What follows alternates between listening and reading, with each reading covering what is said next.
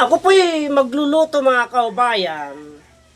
Pero ang lulutuin ko po ito, bulaklak ng kalabasa.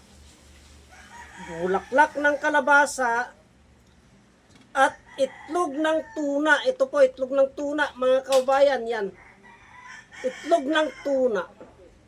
Ipapaliwanag ko po ito mga kaubayan, ang mga benepisyo na ating nakukuha dito.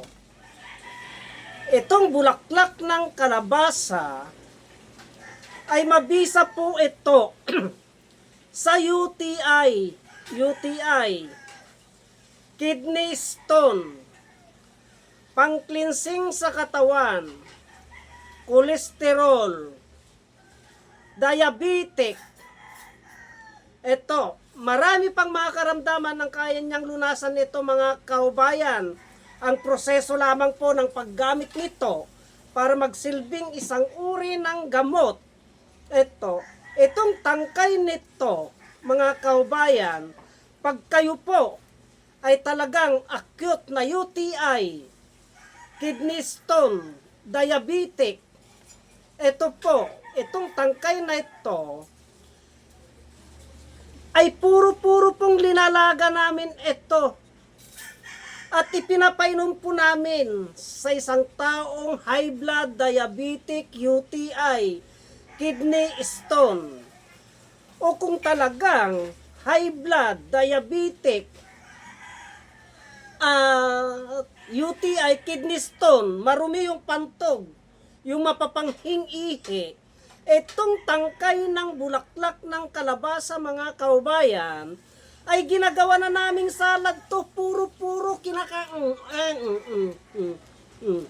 Yung katas po nito, ayan po. Ayan. Yan. Yung ayan ha. Yung katas nito, yung tubig nito, manamis-namis Yun po ang may kakayahan na gumamot ng kidney stone, UTI, yung mababahong mapapanghi, mapupula na ihi, yung high blood, diabetic, kolesterol. Ganyan lamang po ang proseso niyan mga kaubayan. Kung talagang kayo ay may karamdaman, puro-puruin na po ninyo yan. Huwag na po ninyong haluan ng kung ano-ano pa na mga gulay-gulay. Ito, mga kaubayan, dahil napakabisa po ito, itong bulaklak ng kalabasa na ito. Ngayon, pag ang isang tao kulang sa dugo, ay pwede mo pong haluan ng talbos ng kamote katulad nito. Vitamins na, haluan ko ng talbos ng kamote yan. Yan.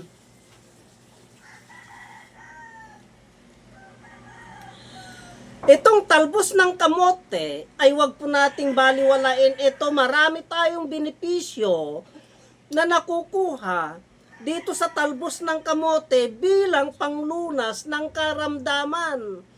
Kinakain po namin hilaw ito pag anemic po yung isang tao. Pag nabinat na pasma yung isang tao at wala na pong lakas, mga kaubayan, talbos ng kamote po ang pinangtatapat namin dyan. Kukuha kami ng talbos ng kamote, yung ganito karami. Yan. I-blender po namin yan. Haluan po namin ng itlog, isang itlog. Pagkatapos po, haluan po namin ng malunggay, pampalakas po ng katawan yan. Napakabisa po yan mga kaubayan, na pampalakas ng katawan. Wala pong masama kung subukan po ninyo.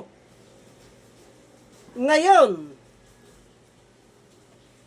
hahaluan ko po itong bulaklak ng kalabasa ng itlog ng tuna.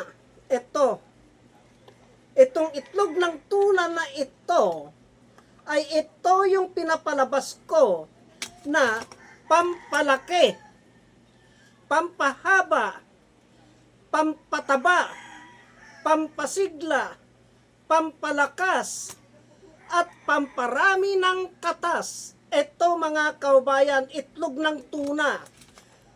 Yan. Para sa mga kalalakihan, pag ang isang lalaki, hindi po nagkakaanak-anak yan at kulang po ang similya ng isang lalaki, pinapakain po namin ng itlog ng tuna. Puro-puro po yan. Kung sariwa po yung itlog ng tuna at kakukuha po lamang sa dagat, yung isda, kinikilaw po namin yan. Kinikilaw po namin. Pero pag ganyan na nabili na sa palengke, ang proseso ng pagkuhan namin yan, steam lamang po yan mga kaubayan, ini-steam lamang po namin yan. Hindi po namin lubusan na linuluto kasi pag lutong-luto na po itong itlog ng tuna, ay patay na po yun, ulam na po yun. Hindi tulad ng sariwa na ipapasok mo sa loob ng iyong katawan. Eto, doon po nagkakaroon ng bisa, wala din pong iniwan yan mga kaubayan sa mga itlog. Itlog ng manok na native. Yung itlog na nabibili, mabisa po yan pag medyo sariwa na ipinapasok natin sa loob ng ating katawan.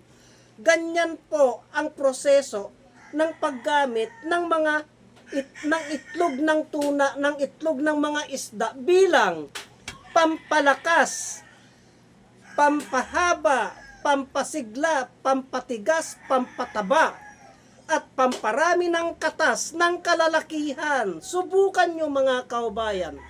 Wala pong halong biro. Ito, sana may naunawaan kayo sa ibinahagi kong ito tungkol sa bulaklak ng kalabasa, talbos ng kamote at itlog ng tuna. Marami pong salamat.